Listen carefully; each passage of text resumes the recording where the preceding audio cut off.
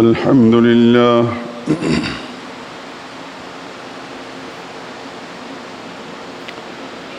الحمد لله وحده والصلاة والسلام على من لا نبي بعده ولا رسول بعده ولا معصوم بعده أما بعد فإن خير الحديث كتاب الله وخير الهدي هدي محمد صلى الله عليه وسلم وشر الأمور محدثاتها وكل محدثة بدعة وكل بدعة ضلالة وكل ضلالة في النار. أعوذ بالله من الشيطان الرجيم. بسم الله الرحمن الرحيم. لقد رضي الله عن المؤمنين إذ يبايعونك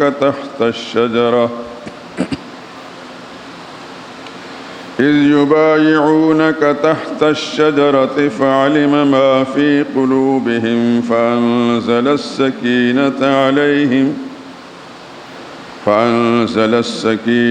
عليهم وأثابهم فتحا قريبا ومغانم كثيرة يأخذونها وكان الله عزيزا حكيما.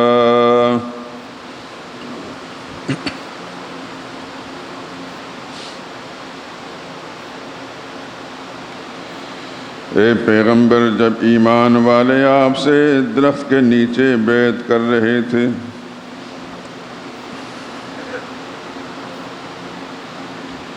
تو اللہ ان سے راضی ہو گیا، اور جو سچائی اور اخلاص ان کے دلوں میں تھا وہ اللہ نے معلوم کر لیا، تو ان کے دلوں پر اس نے تسلی نازل فرمائی اور انہیں بہت جلد فتح عنایت فرمائی، اور بہت سی غنیمتیں جو انہوں نے حاصل کیں، اور اللہ غالب حکمت والا ہے۔ سبحان ربک رب العزت عما یصفون وسلام علی المرسلین والحمد للہ رب العالمین۔ درود پاک پڑھ لیں۔ اللہم صل علی محمد وعلی آل محمد كما صليت على إبراهيم وعلى آل إبراهيم إنك حميد مجيد. اللهم بارك على محمد وعلى آل محمد كما باركت على إبراهيم وعلى آل إبراهيم إنك حميد مجيد.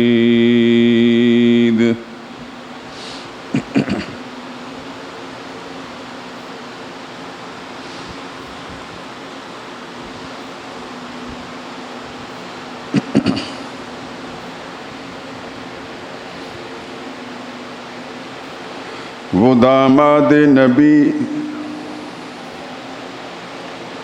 داماد نبی ہم سب جسے عثمان کہتے ہیں، وہ داماد نبی ہم سب جسے عثمان کہتے ہیں، حیا والا غنی اور جامع القرآن کہتے ہیں۔ کوئی ظالم انہیں خائن کہے توبہ معاذ اللہ، کوئی ظالم انہیں خائن کہے توبہ معاذ اللہ، اسے الزام کہتے ہیں، اسے بہتان کہتے ہیں۔ غنی تھے مال کیا ہے راہ حق میں جان تک دے دی،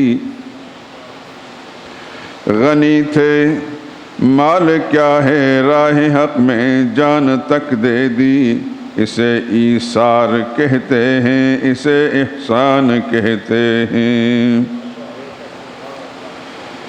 انہی کے واسطے بیعت رسول اللہ نے لی تھی، انہی کے واسطے بیعت رسول اللہ نے لی تھی، جسے اللہ تعالیٰ بیعت رضوان کہتے ہیں۔ مخالف کوئی بھی ان کا ہو وہ گمراہ ظالم ہے، مخالف کوئی بھی ان کا ہو وہ گمراہ ظالم ہے، بھرے اجلاس میں ہم یہ علل اعلان کہتے ہیں۔ خدا شاہد صحابہ سب کے سب عالی تھے، عادل تھے، خدا شاہد صحابہ سب کے سب عالی تھے، عادل تھے، نہ ہو جس کا یہ ایمان اس کو بے ایمان کہتے ہیں۔ وہ انسان ہی نہیں بدگماں ہو جو صحابہ سے، وہ انسان ہی نہیں بدگماں ہو جو صحابہ سے، کہ انسان تو انہیں انسانیت کی جان کہتے ہیں۔ صحابہ کی وساطت سے امی پہنچا ہے دین ہم کو، صحابہ کی وساطت سے امی پہنچا ہے دین ہم کو، اسی خاطر انہیں حجت انہیں برہان کہتے ہیں۔ وہ داماد نبی ہم سب جسے عثمان کہتے ہیں، حیا والا غنی اور جامع القرآن کہتے ہیں۔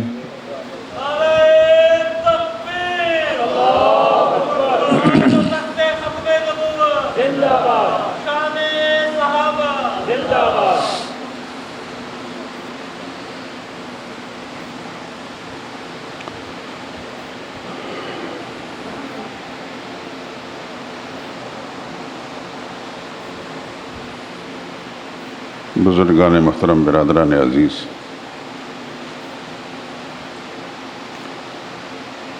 افضل البشر بعد ابو بکر و عمر،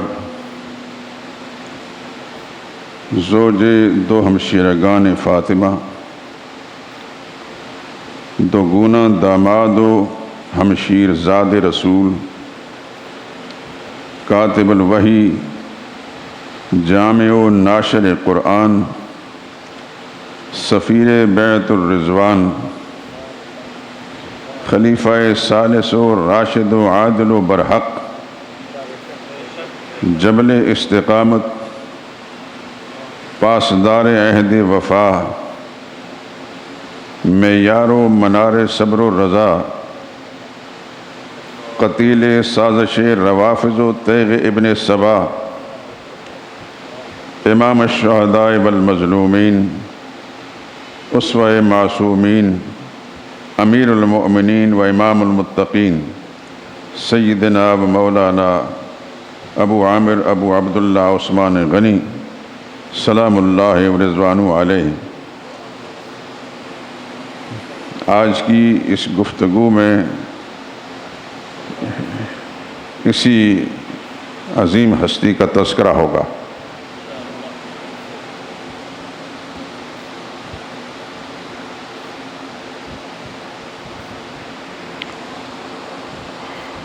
بر صغیر پاک و ہند کے اس صدی کے سب سے بڑے خطیب حضرت سید عطا اللہ شاہ بخاری نور اللہ مرقدہ کے بڑے صاحبزادے حضرت ابو ذر ابو معاویہ بخاری رحمۃ اللہ تعالی علیہ نے فارسی زبان میں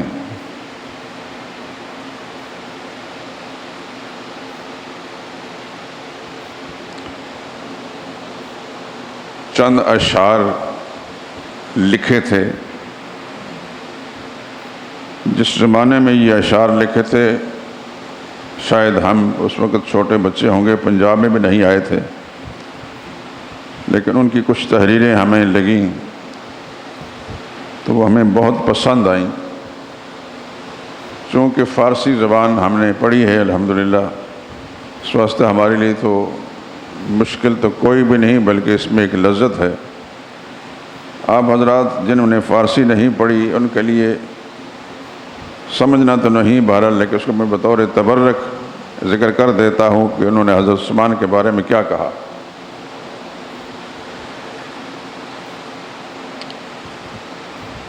لکھتے ہیں برفلک عدل مہر و ماست غنی، شاہ ہست غنی بادشاہ ہست غنی،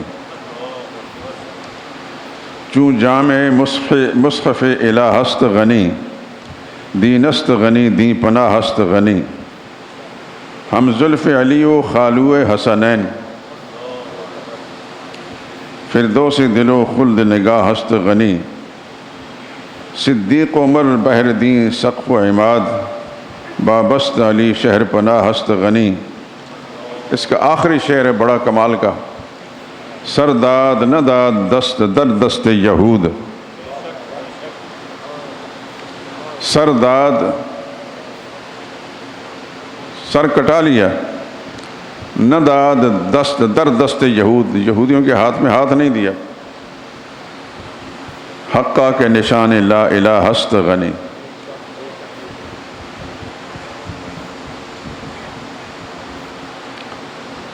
ممکن ہے آپ حضرات کے ذہن میں ایک شعر گردش کرتا ہو،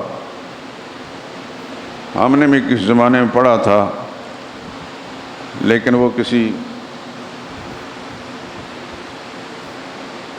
کمزور سوچ رکھنے والے آدمی کا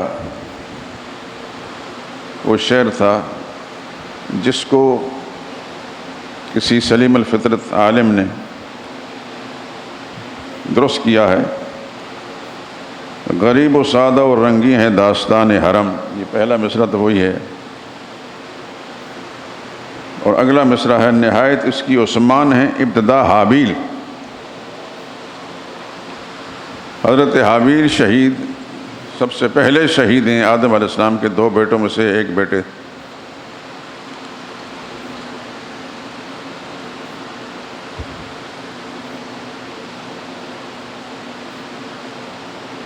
تو نہایت اس کی عثمان ہے، جس بے سر و سامانی کے اندر ہاتھ کھڑا نہیں کیا حضرت حابیل نے اپنے بھائی کے سامنے، اس نے کہا میں تمہیں قتل کر دوں گا، اس نے کہا میں تمہیں قتل نہیں کروں گا، میں ہاتھ بھی نہیں کھڑا کروں گا۔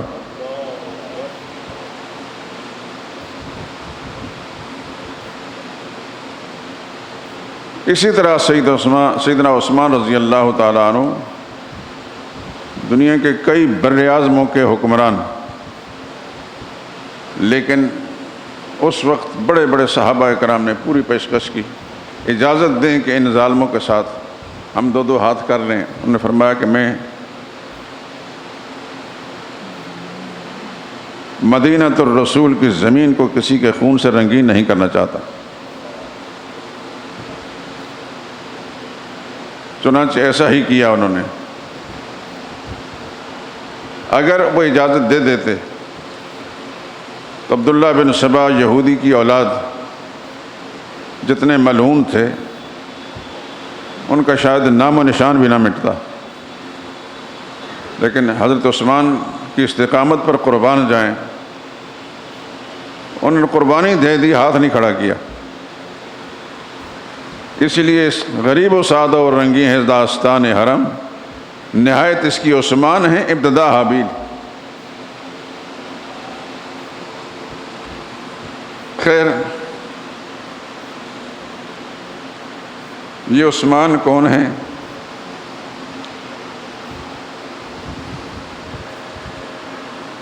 یہ مجھے جملہ کہتے وقت بڑے عجیب لگتا ہے، اس لیے کہ انہی دنوں کے اندر پاکستان شریف جو نظریاتی طور پر اس قدر پستی میں جا چکا ہے کہ شاید دنیا کی قوموں کے اندر ان قوموں کا جو نظریہ ہے اس کے اندر کوئی مثال اس کی نہ مل سکے۔ آپ نے سوشل میڈیا پر دیکھا ہوگا یقیناً، جوان لڑکے ہیں دو، داڑھی ہیں ان کی باقاعدہ چھوٹی چھوٹی، جو فیشنی داڑھی ہوتی ہے، ان سے ایک اینکر پوچھتا ہے 5 نبیوں کے نام بتائیں۔ کافی دیر لگ گئی، وہ مسلمان کہلانے والے مسلمان زیادہ نبیوں کا نام نہیں بتا سکے۔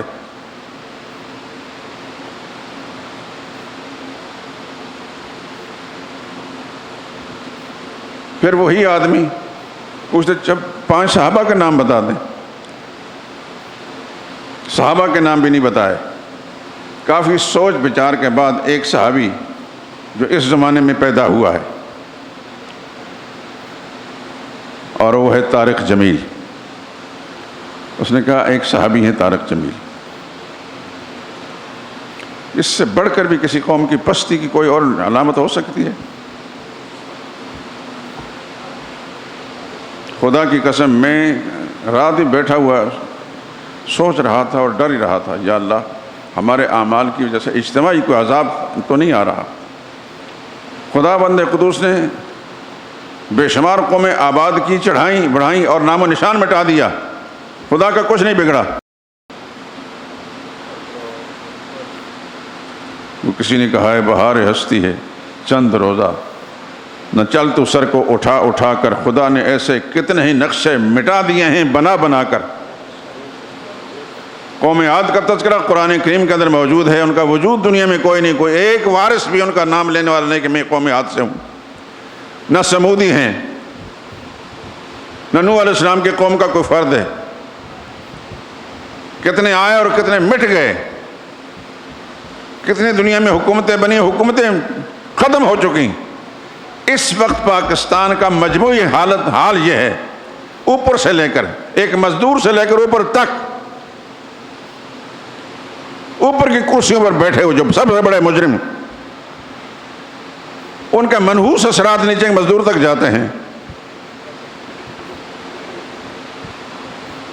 جو حرکات یہ کر رہے ہیں، جو ان کی سوچیں ہیں، ان کا خدا اس کے رسول کے احکام کے ساتھ، ان کی تعلیمات کے ساتھ کوئی بھی تعلق نہیں۔ یہ کہنا بہت عجیب سی بات ہے کہ پاکستان کوئی اسلامی ملک ہے۔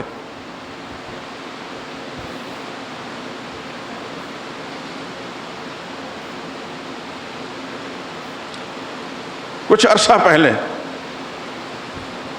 اس طرح موبائل کے ذریعے سے انڈیا کی کوئی ناچنے گانے والی عورت عید کے موقع پر کوئی اپنے ملنے والی خواتین سے گئی، اس نے پینٹ پہنی ہوتی، کوئی ناچنے گانے والے، اس کو سلوار و قمیض سے کیا غرض، اور اس نے وہاں جا کر سورہ عصر پڑھی، میرے کان گواہ ہیں اس بات کے، اور صحیح پڑھی، وَالْعَصْرِ إِنَّ الْإِنسَانَ لَفِي خُسْرٍ إِلَّا الَّذِينَ آمَنُوا وَعَمِلُوا الصَّالِحَاتِ وَتَوَاصَوْا بِالْحَقِّ وَتَوَاصَوْا بِالصَّبْرِ۔ ہندو عورت ہے وہ، مسلمان بھی نہیں، اور پاکستان شریف یہاں کی مسلمانی کا یہ حال ہے۔ میں نے ایک جھلکی آپ کو دکھائی۔ اس تمہید کا مقصد کیا ہے؟ مقصد یہ ہے کہ یہ ماہ مبارک جو اسلامی سال کا آخری مہینہ ہے، ذی الحج، جس کی 10ویں تاریخ کو دنیا بھر میں بسنے والے مسلمان آپ لوگوں سمیت اللہ کی راہ میں اللہ کے دیے ہوئے مال میں سے جانور قربان کیا۔ قربانی والا مہینہ، لیکن عجیب بات ہے کہ اس کی 18ویں تاریخ، اسی ماہ مبارک کی 18ویں تاریخ کو ایک اور قربانی کی یاد ہے۔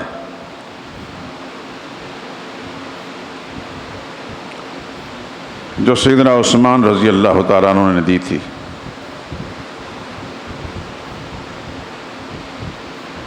چونکہ ان کی شخصیت بڑی ہماگیر ہے، تفصیلات میں نہیں جاؤں گا، نہ ہمارے پاس اتنا ٹائم ہوتا ہے۔ اللہ کے پیغمبر نے صلی اللہ علیہ وسلم کسی موقع فرمایا تھا، عثمان اللہ تمہیں ایک قمیص پہنائیں گے، لوگ اتارنے کی کوشش کریں گے، مت اتارنا۔ انہوں نے سمجھ لیا اس قمیص سے مراد خلافت کی قمیص۔ دشمن دنیا کفر اور نفاق چاہتے تھے حضرت عثمان رضی اللہ عنہ دباؤ ڈال کر کے یہ خلافت چھوڑ دیں۔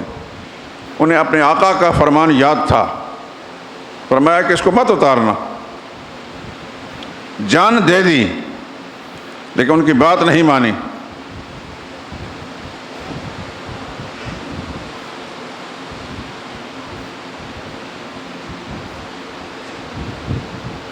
وہ دن اور اس کے بعد آج تک اس امت کے اندر امن نہیں آیا. لکھا علماء نے کہ کسی خدا کی زمین پر کسی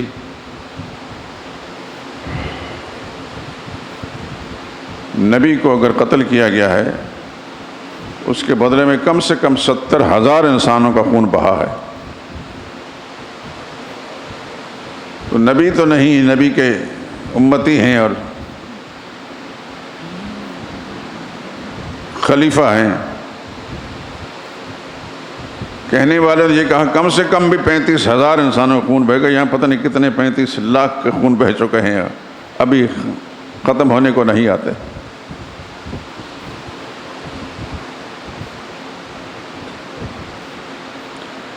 عثمان کون تھے؟ پہلے ان کی تھوڑی سی پہچان. عام مسلمان تو سمجھتے ہیں کہ یہ ایک صحابی تھے یا رسول اللہ کے خلیفہ تھے. یہ بات درست. ان کا نبی کریم صلی اللہ علیہ وسلم کے ساتھ کچھ اور تعلق بھی تھا. ایک تعلق یہ تھا کہ یہ رسول اللہ صلی اللہ علیہ وسلم کی پھوپھی زاد کے بیٹے تھے. ان کی والدہ کا نام عروہ تھا رضی اللہ تعالی عنہ، اور ان کی والدہ کا نام تھا ام الحکیم البیضاء، جو رسول اللہ کی پھوپھی تھیں، بلکہ رسول اللہ کے والد گرام کی جڑواں بہن تھیں. جناب عبداللہ کی جڑواں بہن تھیں.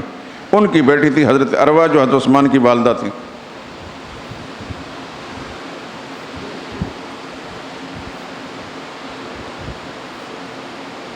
حضرت عثمان رضی اللہ تعالیٰ عنہ خود فرماتا ہے کہ میں چوتھا مسلمان ہوں.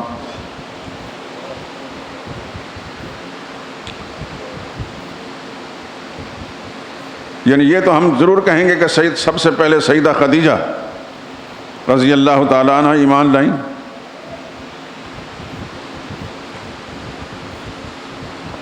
اور پھر جب باہر نکلے تو سیدنا ابوبکر صدیق. ان کی ترغیب پر 5-6 صحابہ، حضرت ابوبکر صدیق کی ترغیب پر 5-6 صحابہ جو ایمان لائے، ان میں حضرت عثمان بھی ہیں رضی اللہ تعالیٰ عنہ. ان کی تفصیلات میں جاؤں گا تو آپ بڑے محظوظ ہوں گے، لیکن ٹائم نہیں ہوتا.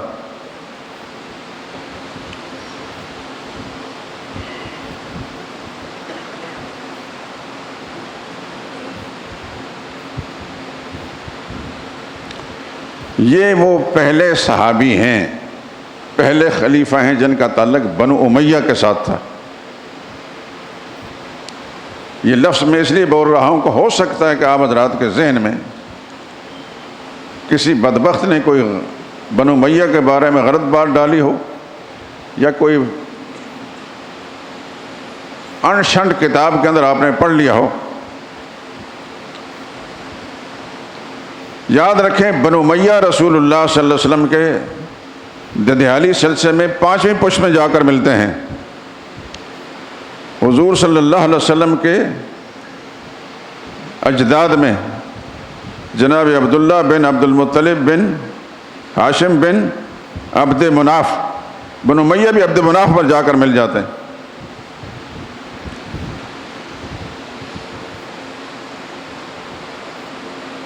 دوسری بات یہ ذہن نشین فرما لیں، نبی کریم صلی اللہ علیہ وسلم ہاشمی تھے، بنو ہاشم کی اولاد، اور بنو امیہ اموی تھے. لیکن عجیب اتفاق ہے کہ اللہ کے پاک پیغمبر کی 4 صاحبزادیاں ہیں. 4 صاحبزادیوں میں سے 3 بنو امیہ کو بیاہی گئی ہیں، 1 ہاشمی کو دی ہے.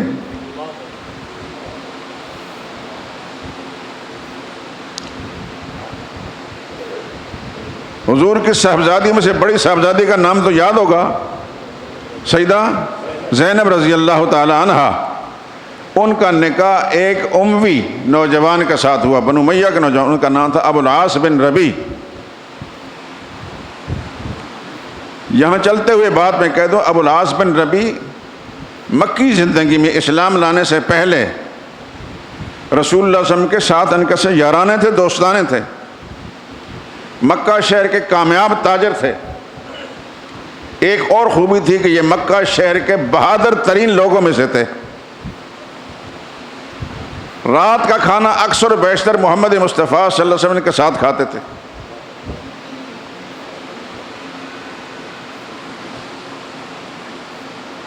ان کو جرب البطحہ تاریخی کتابوں میں لکھا گیا ہے، بطحہ یعنی مکہ شہر کا شہر، بہادر اور دلیر آدمی۔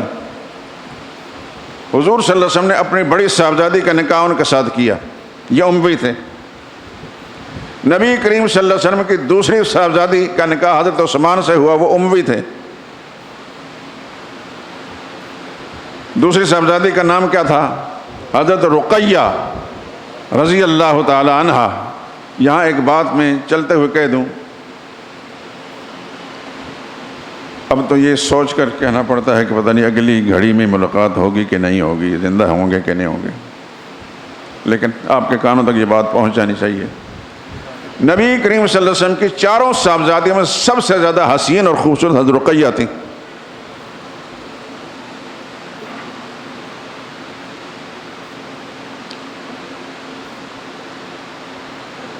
مجھے اللہ پاک نے یہ مزاج دیا ہے، تین باتوں کا میں نے قسم کھا رکھی ہے زندگی بھر اسی کا پرچار کرنا ہے۔ ایک اللہ کی توحید، دوسری محمد مصطفیٰ صلی اللہ علیہ وسلم کی نبوت و رسالت، اور تیسرا رسول اللہ صلی اللہ علیہ وسلم کا خاندان اور صحابہ۔ یہ میری زندگی کا مشن ہے۔ اس کے بعد آزاد ہے ہر آدمی، وہ میرا مشن نہیں۔ تو نبی کریم صلی اللہ علیہ وسلم کا گھرانہ، آپ کی ازواج مطہرات، ہماری مائیں، دادیاں، نانیاں، سب ان کی جوتیوں پر قربان، اور رسول اللہ صلی اللہ علیہ وسلم کی اولاد بھی۔ اولاد میں سے حضرت رقیہ رضی اللہ تعالی عنہ جو سیدنا عثمان رضی اللہ تعالیٰ عنہ کی زوجیت میں گئیں، یہ اتنی حسین و جمیل تھیں کہ جب حضرت عثمان کے ساتھ ان کا نکاح ہو گیا تو ایک دفعہ رسول اللہ صلی اللہ علیہ وسلم نے اپنے خادم خاص کو، حضرت زید تھے یا کوئی اور، کھانے کے کوئی چیز کسی برتن میں ڈال کر بھیجا کہ عثمان کے گھر دے آؤ۔ جب وہ گئے اس وقت یہ دونوں میاں بیوی ایک چارپائی پر یا جو چیز بھی تھی اس پہ بیٹھے تھے، باتیں کر رہے تھے۔ وہ دروازے کے پاس جا کر کافی دیر تک دیکھتے رہے اور بالآخر حضور صلی اللہ علیہ وسلم کے حکم مطابق کو کھانا پیش کر دیا۔ واپس جب آئے رسول اللہ نے پوچھا صلی اللہ علیہ وسلم، تم گئے تھے؟ عرض کیا یا رسول اللہ ضرور۔ کیا دیکھا؟ کہنے لگے یا رسول اللہ میں نے زندگی میں اتنا خوبصورت حسین جوڑا نہیں دیکھا۔ عرب دنیا میں یہ ایک محاورہ مشہور بن کتابوں کا لکھا ہے، احسن الزوجین رآہما انسان، احسن الزوجین رآہما انسان رقیۃ وزوجہا عثمان۔ خوبصورت جوڑا دنیا میں کسی نے انسان نے دیکھا ہے وہ رقیہ ہیں اور ان کا شوہر عثمان ہے۔ بڑا چمکتا ہوا چہرہ عثمان کا، گھنگرالے بالوں والے، بڑا خوبصورت ان کا جسم، اور سیدہ رقیہ ان کا تو کیا کہنا۔ جب یہ حبشہ کی طرف ہجرت کی ہے انہوں نے پہلی، تو حبشہ میں جب پہنچے تو حبشی لوگوں نے اتنی حسین خاتون کوئی نہیں دیکھی تھی۔ اس زمانے میں شاید پردہ کا رواج بھی نہیں تھا، تو جتنے بھی حبشی نوجوان تھے سارے کے سارے ارد گرد منڈلانے لگے۔ چونکہ یہ مسافر تھے، مہاجر تھے، ان کے پاس کوئی پختہ مکان نہیں، خیموں میں ہوں گے، تو وہ ہر وقت منڈلاتے رہتے اس خیمے کے ارد گرد جہاں حضرت رقیہ تھیں رضی اللہ تعالیٰ عنہ۔ تو پیغمبر زادی تھی،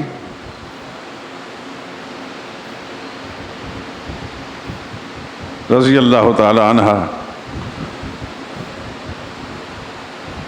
تو آج کے زمانے کی پڑھی لکھی آزاد خیال خاتون نہیں تھی، محمد رسول اللہ صلی اللہ علیہ وسلم کی صاحبزادی تھیں۔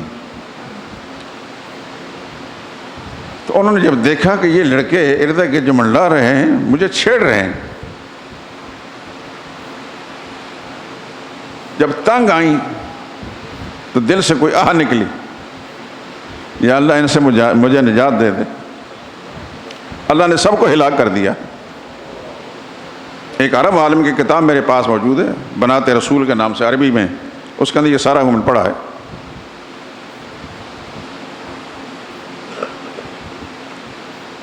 تو رقیۃ الزہرا، یہ یاد رکھیں، اچھی طرح ذہن نشین فرما لیں۔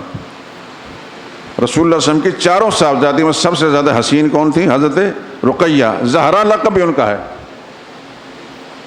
یار لوگوں نے کھینچ کر کسی اور جگہ فٹ کر دیا۔ میں نے یہ بات اس لیے کہہ دی کہ مجھے پتہ نہیں دوبارہ زندگی مہلت دیتی ہے نہیں دیتی، اب تو چل چلاؤ ہے، لیکن جو ذہن میں آئی میں آپ تک منتقل کر دوں۔ رسول اللہ صلی اللہ علیہ وسلم کے صاحبزادی میں سب سے زیادہ حسین حضرت رقیہ تھیں، اور زہرا بھی انہی کا لقب ہے۔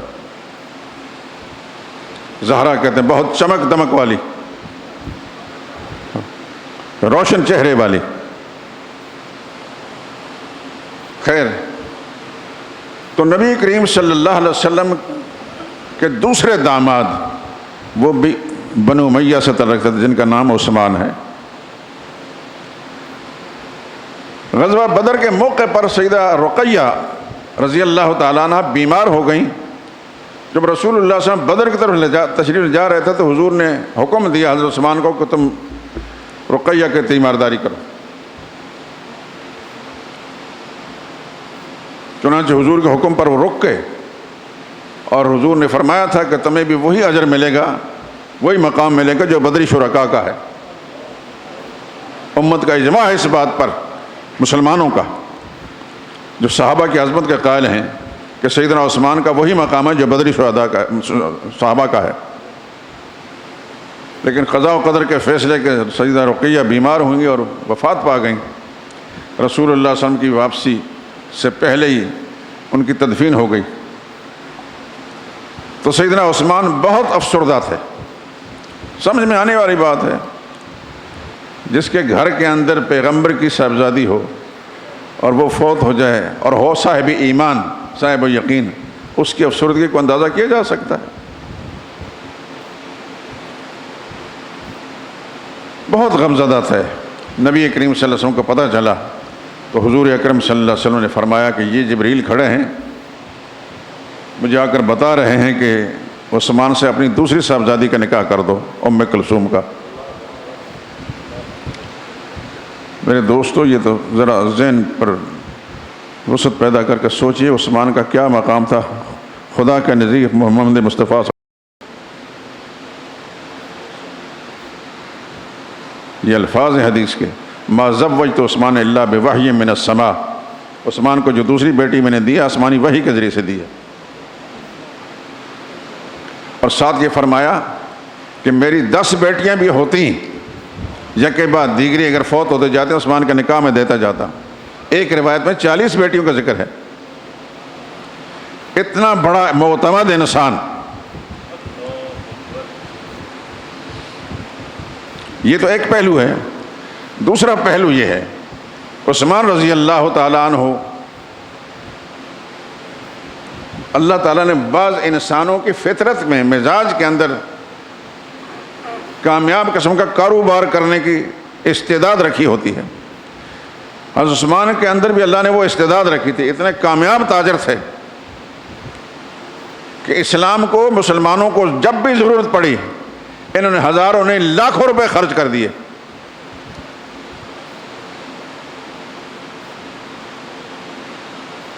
حضور کا ایک فرمان ہے، جس نے بھی مجھ پر احسان کیا سب کا بدلہ دے چکا، عثمان کا بدلہ میرا رب دے گا۔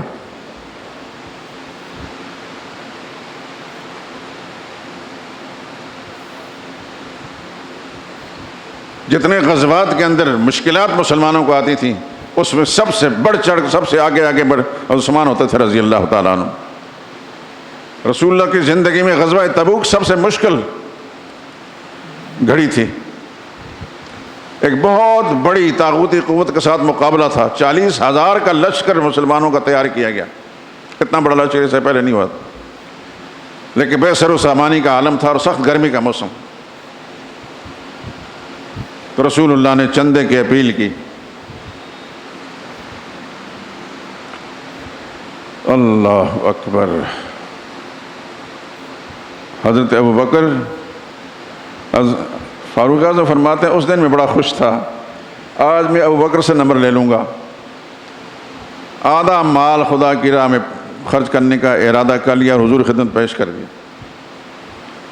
دل میں خوش تھے کہ ابوبکر کے پاس شاید اتنا نہ ہو، آج نمبر لے لوں گا۔ عام حالات میں جیسے نمبر کاٹنا مشکل ہی ہے، اللہ نے اس کو بنایا ایسا ہے کہ یہ آگے رہتا ہے۔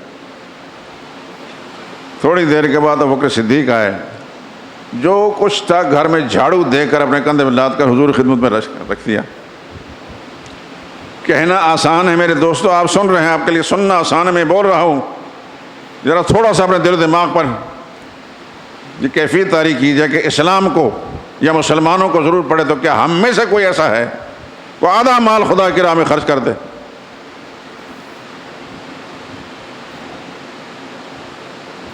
ابوبکر صدیق نے لا کر حضور خدمت پیش کر دیا۔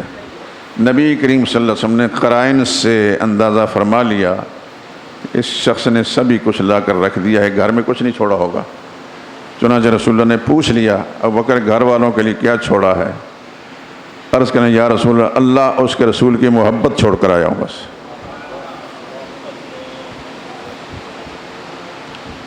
ہے کوئی بات؟ تھے وہ انسان ہماری طرح کے، اسی زمین پر چلتے پھرتے تھے۔ کتنے سال گزر چکے ہیں ابوبکر صدیق اور فاروق اعظم کو اور حضرت عثمان کو گزرے ہوئے؟ 1500 سال گزر چکے ہیں، کئی 1500 سال گزریں گے، دنیا کے نام و نشان مٹ جائیں گے، حکمران کالعدم ہو جائیں گے، نابود ہو جائیں گے، محمد رسول اللہ صلی اللہ علیہ وسلم کا اسم گرامی بھی اور آپ کے خدام کا اسماء گرامی بھی آسمانی شہرت پر چمکتے رہیں گے۔ جیسی وفا انہوں نے کی تھی خدا و مصطفیٰ کے ساتھ، ایسی وفا کرنے والا کون؟ اب حضرت عثمان سامنے آئے۔ حضرت عثمان نے 300 اونٹ بمائے سفری ساز و سامان اور جہادی ساز و سامان کے حضور کی خدمت میں پیش کیے، اور 1000 درہم بھی، بعض نے دینار کہا، وہ بھی رسول اللہ صلی اللہ علیہ وسلم کی خدمت میں پیش کیے۔ اور وہ اتنا کثیر رقم جو رسول اللہ صلی اللہ علیہ وسلم کی خدمت میں پیش کی حضور کی گود میں تھی، تو رسول اللہ صلی اللہ علیہ وسلم کو الٹ پلٹ کر رہے تھے۔ فرمایا ما ذرہ عثمان ما عمل بعد اليوم، آج کے بعد عثمان جو مرضی کر، تجھے تیرا کوئی عمل نقصان نہیں پہنچا سکتا۔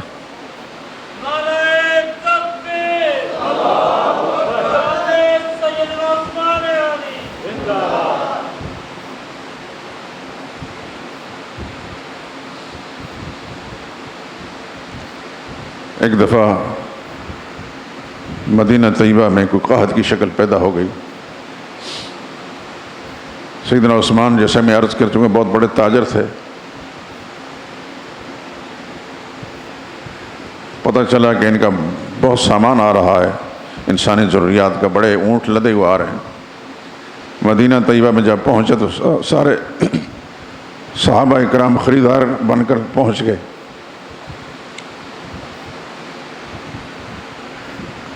تو پیشکش کی کہ ہم زیادہ سے زیادہ فائدہ دینے کے لیے تیار ہیں، ہمارے پیش کریں۔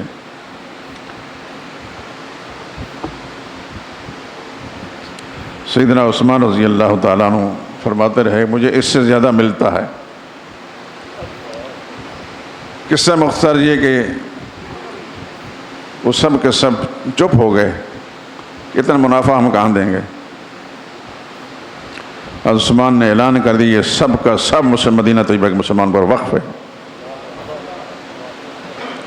میں اپنے اللہ سے لینا ہے، دنیا والا مجھے کیا دے سکتا ہے۔ مدینہ طیبہ میں جب پہنچے مسجد نبی تنگ تھی۔ رسول اللہ صلی اللہ علیہ وسلم کی ترغیب پر مسجد نبوی کے پاس زمین کا ایک ٹکڑا تھا، وہ خرید کر مسجد نبوی میں شامل کر دیا۔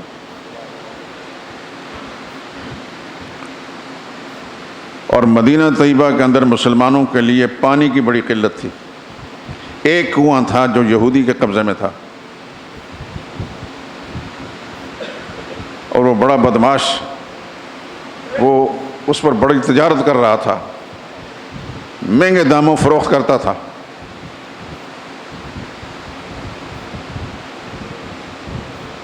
تفصیلات چھوڑتا ہوں میں، درمیان میں بہت ساری باتیں ہوئیں۔ بالآخر حضرت عثمان رضی اللہ تعالیٰ نے 35,000 درہم میں اس زمانے کی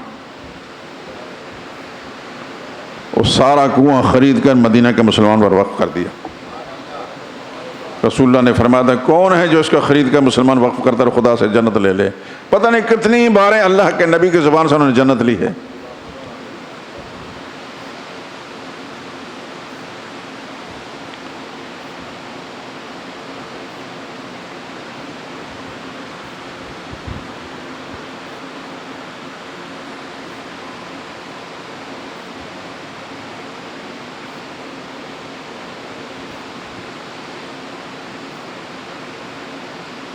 نبی کریم صلی اللہ علیہ وسلم نے فرمایا جس نے مجھ پر احسان کیا سب کا بدلہ دے چکا، سوائے عثمان کے، اس کا بدلہ میرا رب دے گا۔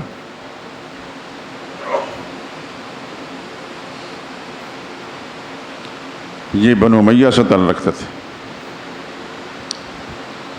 میں اس لیے یہ بات کی طرف توجہ دلا رہا ہوں، ہم جس زمانے میں جی رہے ہیں، ہم یہ فتنوں کا زمانہ ہے۔ جہالت الگ فتنہ ہے اور تعلیم الگ ایک فتنہ ہے، بشرطے کہ وہ اس کی سمت صحیح نہ ہو۔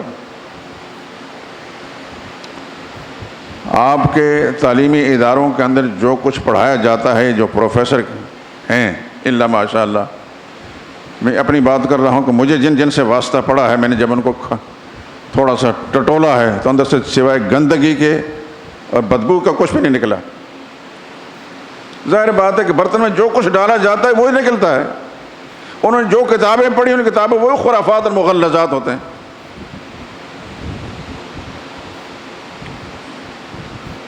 کئی سال پہلے میں سرکاری ادارے میں پڑھاتا تھا، سینٹرل ماڈل اسکول یہ لوئر مال پر۔ 2002 میں ریٹائر ہو گیا کیونکہ میرا مزاج نہیں ملتا، سچی بات یہ ہے۔ قبل از وقت 18 سال گزار کر میں ریٹائر ہو گیا۔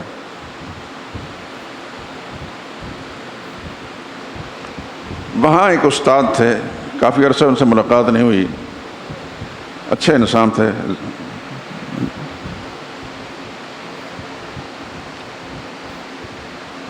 وہ پی ایچ ڈی کرنے کا کوئی ارادہ رکھتے تھے، تو میرے ساتھ نشست برخاست ہوتی رہتی تھی مختلف باتوں پر، تو ان کو کچھ اندازہ ہو گیا کہ ان سے مجھے صحیح رہنمائی مل سکتی ہے۔ تو میں نے جب ان کو ہلایا تو انہوں نے کہا کہ یہ مضمون آئیں گے اور اس مضمون میں یہ کچھ لکھنا ہوگا، یہ لکھنا۔ وہ سارا گند تھا، سب خرافات تھے، جس کے بارے میں نشان دے کہ یہ مجھے لکھنا پڑے گا پرچے میں۔ مجھے کہنے لگے میں کیا کروں؟ میں نے کہا ایک تو ہے سچ، سچ تو یہ ہے کہ اگر آپ لکھیں گے تو آپ پاس نہیں ہوں گے۔ دوسرا ہے جھوٹ، اس سے پاس تو ہو جائیں گے لیکن آپ کا ضمیر مطمئن نہیں ہوگا۔ تو میں ایک مشورہ دیتا ہوں کہ آپ وہ لکھیں جس سے آپ پاس ہو سکتے ہیں، آخر میں اپنا تبصرہ کریں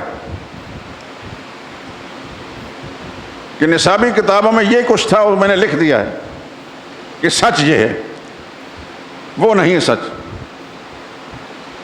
الحمدللہ العظیم اس کو پھر زیادہ نمبر ملے۔ مجھے کچھ تجربہ ہے دوستو، تعلیم و تعلم سے تعلق رکھنے کی وجہ سے ہمارے تعلیمی اداروں کے اندر صرف تعلیم کے نام پر جہالت، بدعقیدگی پھیلائی جا رہی ہے۔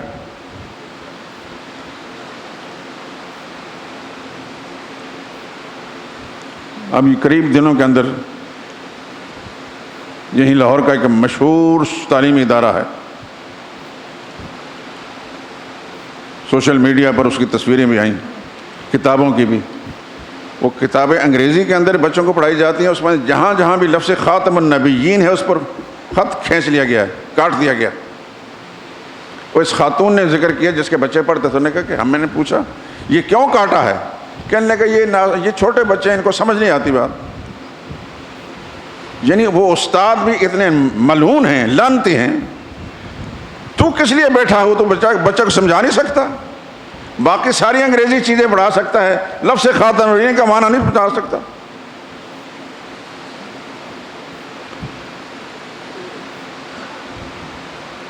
یہ تو آپ کو پتہ ہی ہوگا، خاتم النبیین کا لفظ جو ہے مارکۃ الاعراب بن گیا پاکستان میں۔ ایک شخص جو سب سے اوپر کی کرسی پر بیٹھنے کے لیے گیا تھا، اسے جب حلف لیا گیا تو وہ خاتم النبیین کا لفظ نہیں بول سکا، 3 دفعہ اسے خاتم النبیین کا لفظ بلائے گا، نہیں بول سکا، خاتم النبی واللین کہہ کر جان چھڑائی۔ نہ خدا خود ہی ڈبو دے کشتی امت کو جب، پھر تلاطم خیز لہروں کا گلہ کس سے کریں۔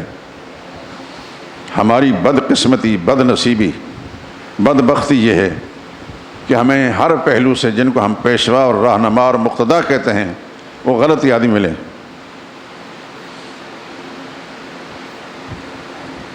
آپ کے اس ملک کے اندر وفاقی وزیر سورہ اخلاص نہیں پڑھ سکا، لیگی پارٹی کا وہ نہیں پڑھ سکا، پیپل پارٹی والا وہ نہیں پڑھ سکا، اور جو دوسرے شرفاء ہیں ان کا تو کہنا ہی کیا۔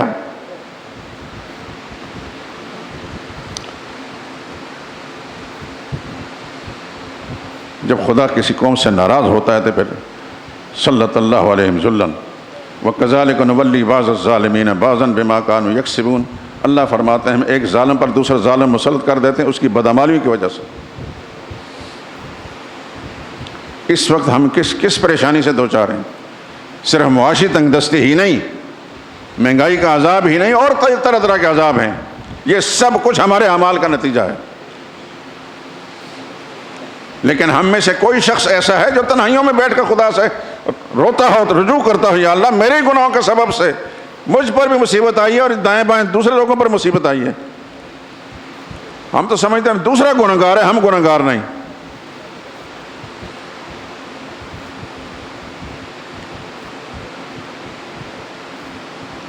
صحابہ کے ساتھ ہمارا کیا واسطہ؟ ہم پیغمبر کو نہیں جانتے، ان سے پوچھا کہ 5 نبیوں کا نام بتا دیں، نہیں بتا سکا۔ وہ کیا کہیں گے؟ کوئی ہندو اعتراض کرے تو کیا جواب دیں گے؟ یہ مسلمان زیادہ ہیں، ان کی شکلیں تو بتا رہی ہیں کہ اسکول کالج کے اندر پڑھ کر آئے ہیں۔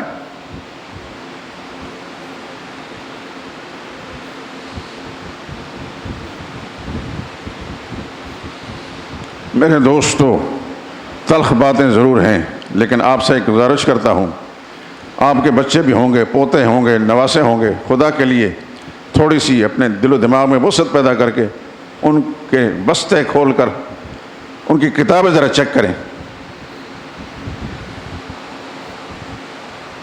کیا پڑھاتے ہیں یہ؟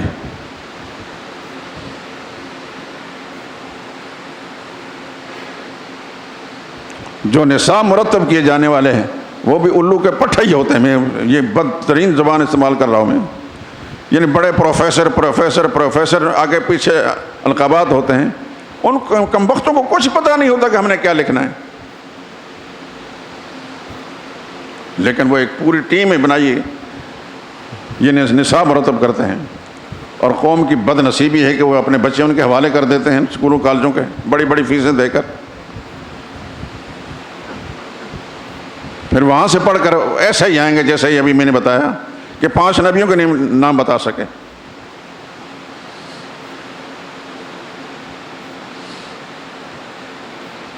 کیا ہمارا مسلمان جو نماز پڑھتا ہے 5 وقتہ، جو اللہ کا ایک فریضہ ہے، جو کسی صورت میں معاف نہیں، نبی کو بھی معاف نہیں، کیا وہ جو نماز پڑھتا ہے 2 رکعت،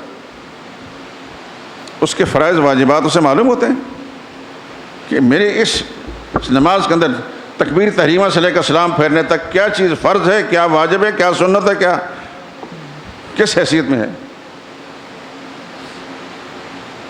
بس چل رہے ہیں، دیکھا دیکھی کا عمل ہو رہا ہے. یہ نہیں سوچا کہ اب موت بھی آنی ہے مجھ پر. ایک وقت ایسا ہے کہ میری روح کھینچی جائے گی، پھر نہ میری بیوی میرے حال دیکھے گی، نہ بیٹا، نہ باپ، نہ بھائی، نہ خاندان کا کوئی آدمی. تنہا میں ہوں گا، وہ قبر ہوگی. میرا رب میرے ساتھ کیا معاملہ کرتا ہے کسی کو کچھ پتہ نہیں. یہ ہوگا ضرور، وہ بھی شرط یہ کہ قبر نصیب ہو جائے. تو میں ہاتھ جوڑ کر کہتا ہوں آپ حضرات سے، ایک تو اپنے بچوں کی فکر کریں، کیا پڑھایا جا رہا ہے، کن تعلیمی اداروں میں آپ ان کو داخل کر رہے ہیں. وہ آگے چل کر کیا. ہمارے استاد مولانا ادریس صاحب کاندھلی نور اللہ مرقدہ، اب سے 50 سال پرانی بات، جب میں جامعہ اشرفیہ میں پڑھتا تھا، انہوں نے ذکر کیا کہ ایک صاحب میرے پاس آئے بہت پریشان، سوٹڈ بوٹڈ، اپنے لباس سے وضع قطع بدل، امیر آدمی ہے. تو میں نے پوچھا کیوں بھائی کیوں آئے ہو؟ کہنے لگا مجھے تعویذ چاہیے.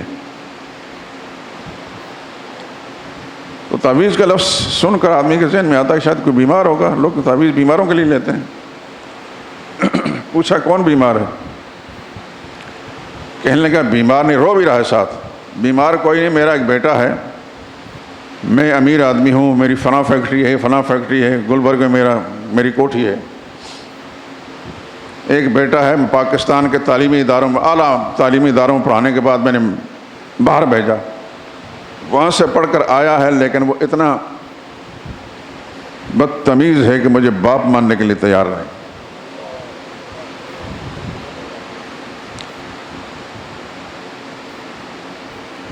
مولانا ادریس صاحب رحمۃ اللہ تعالی بڑے حکیمانہ جواب دیتے تھے. فرمانے لگے ایسا کر، تجھے مشورہ دیتا ہوں، جس پروفیسر نے اس کو پڑھایا ہے نا، اس کو خط لکھ یا اس کو ٹیلی فون کر کے تمہارا شاگرد نافرمان ہو گیا، اس کے لیے کوئی تعویذ بھیجو. اب وہ اور رونے لگا، کہنے لگا وہیں سے تو بیڑا غرق ہو کر آیا. فرمانے لگے بدبخت آدمی، اس پر تو گلہ کرتا ہے، اس کو اس بدبختی تک پہنچانے میں تمہارا بنیادی کردار تمہارا اپنا ہے. میرے پاس بھیجا ہوتا، مولانا ادریس صاحب رحمۃ اللہ علیہ، میرے پاس بھیجا ہوتا تو تمہارے پاؤں دھو کر پینا اپنے لیے سعادت سمجھتا، تمہارے پاؤں کو چاٹتا. ہم نے دیکھا ہے فرمانبردار بچوں کو اپنی ماؤں کے پاؤں چاٹتے ہیں، ان کی ماؤں کے پیر جو ہے اپنے رخساروں پر ملتے ہیں.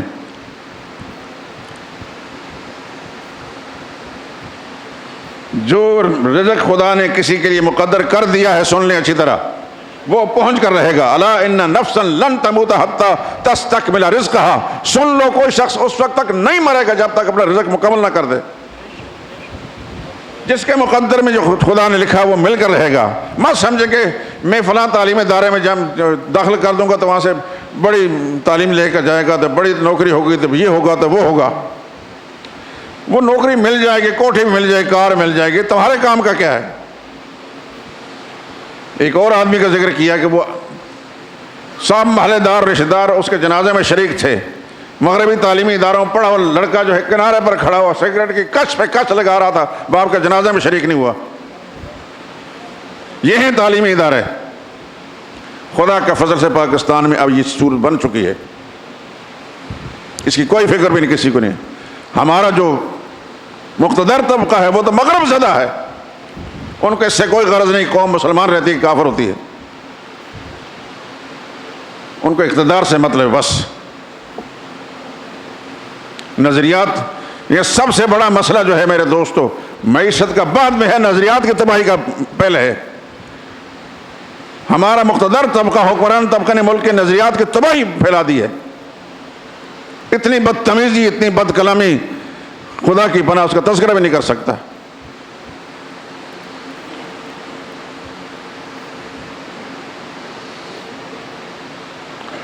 یہ آپ کی اپنی ذمہ داری ہے، خدا کے سامنے جواب دہ ہونا ہے.